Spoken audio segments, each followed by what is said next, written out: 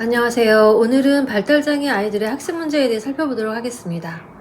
부모님들께서 가장 많이 하시는 말이 있습니다. 집중 좀 해라. 공부 좀 해라. 휴대폰 그만 봐라. 너는 마음만 먹으면 할 수 있잖아. 그런데 발달장애 성향이 있는 아이에게는 이 말이 잘 먹히지 않을 수 있습니다.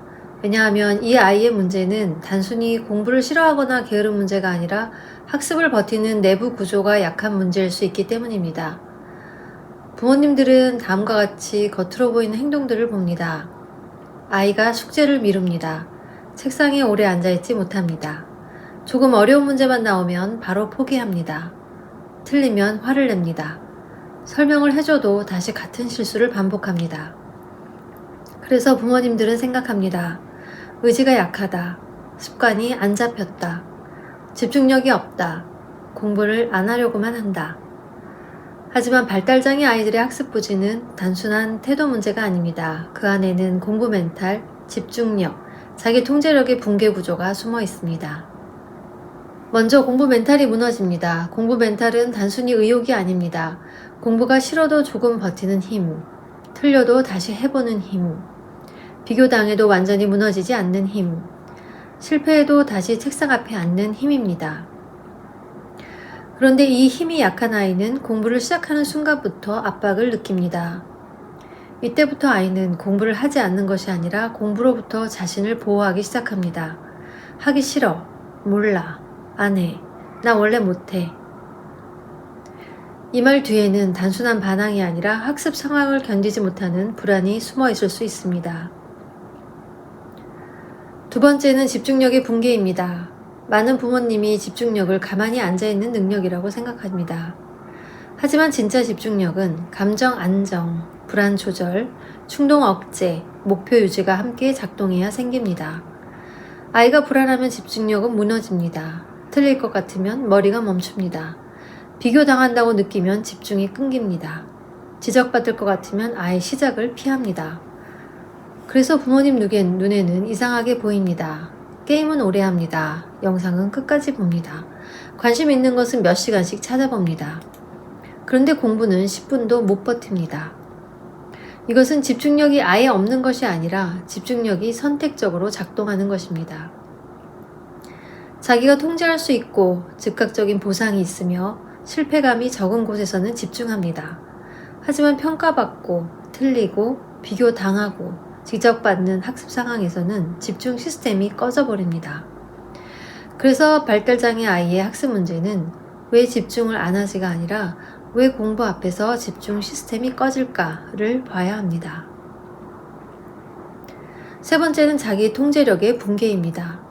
학습은 사실 머리만으로 하는 것이 아닙니다. 하기 싫어도 시작해야 합니다. 틀려도 다시 고쳐야 합니다. 지루해도 반복해야 합니다. 당장 재미가 없어도 조금씩 버텨야 합니다. 그런데 자기 통제력이 약한 아이는 즉각적인 불편감을 견디기 어려워합니다. 어려우면 피합니다. 지루하면 딴짓합니다. 틀리면 화냅니다. 반복하라고 하면 무너집니다. 게임과 영상처럼 즉각 보상이 있는 쪽으로 도망갑니다. 이때 부모님이 압박을 더하면 아이는 더 공부하게 될까요? 오히려 반대로 갈 수 있습니다. 학습 혐오가 생깁니다. 감정 폭발이 늘어납니다. 부모와 싸웁니다. 무기력해집니다. 자기 방어가 강해집니다. 그래서 결국 이렇게 말합니다. 나는 원래 못해. 해도 안 돼. 어차피 틀릴 거야. 나한테 기대하지 마. 이 순간이 가장 위험합니다. 성적이 낮은 것보다 더 위험한 것은 아이 안에서 학습에 대한 자기 효능감이 무너지는 것입니다. 자기 효능감이 무너지면 아이는 공부를 안 하는 것이 아니라 새로운 시도 자체를 포기하게 됩니다. 그래서 부모님이 가장 먼저 해야 할 질문은 왜 공부를 안 하지? 왜 학습을 안 하지가 아니라 이렇게 질문해야 합니다. 이 아이는 왜 학습을 버티지 못하는가? 어디에서 불안이 올라오는가? 어떤 문제에서 무너지는가? 틀렸을 때 왜 다시 고치지 못하는가?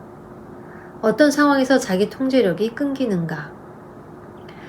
발달장애 아이의 학습은 문제집을 많이 푼다고 바로 좋아지지 않습니다. 학습을 견디는 구조를 만들어야 합니다.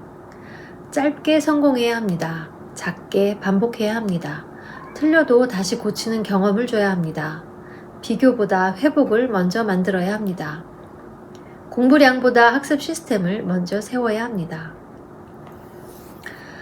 발달장애 아이에게 학습 문제는 단순한 성적 문제가 아닙니다. 그것은 아이의 공부 멘탈, 집중력, 자기 통제력, 감정 조절, 현실 적응력이 함께 흔들리고 있다는 신호일 수 있습니다. 아이에게 필요한 것은 더 센 압박이 아닐 수 있습니다. 필요한 것은 무너진 학습 구조를 다시 세우는 것입니다. 공부를 시키기 전에 공부가 돌아가는 머릿속 길을 만들어야 합니다. 학습량을 늘리기 전에 학습이 새지 않는 구조를 만들어야 합니다.